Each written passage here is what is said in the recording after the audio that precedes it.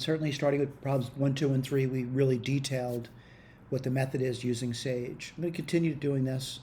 I'm going to do reset. It's going to be a little bit different than prior ones, though, to illustrate a point that I'm trying to make here. X and A are variables, and I define them as variables now. X and A. I'm going to define the function f of x. I'm going to assign it, let's see, x4 minus 2 star x cubed minus 3 star x squared plus x minus 2. I'm going to use Sage to find the root of f of x on the interval, according to them, between minus 2 and minus 1.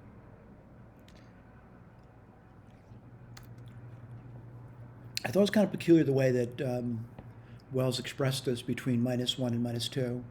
I think it's more appropriate to say between minus 2 and minus 1, in order left to right. So that's the root. And certainly looking at this over here, it certainly does differ from this one over here. What I want to do is, I want to use this one here to show you that Sage is still going to go back to this answer over here. All right, let's do that. So I'm going to do f of this number plus a, expand.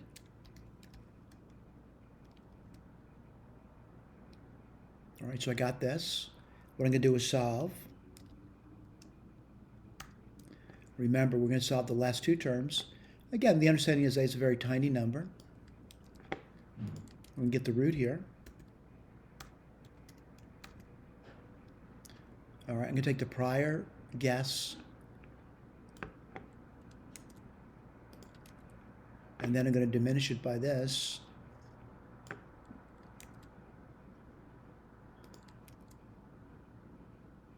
Okay. And let's take this. Has it changed? It sure has. Let's take this. F of plus a, expand. Remember, I'm going to take the last two now.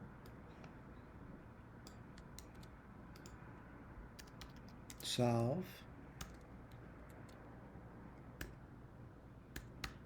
For a. Excuse me. I'm going to take my last guesstimate, and I'm going to diminish it by this.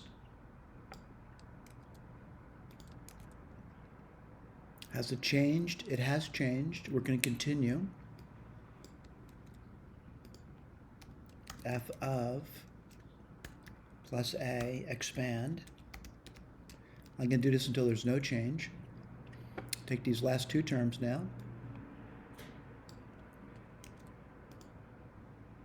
Solve.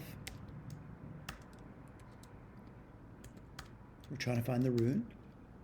I'm going to take my prior guess, and I'm going to add this on now.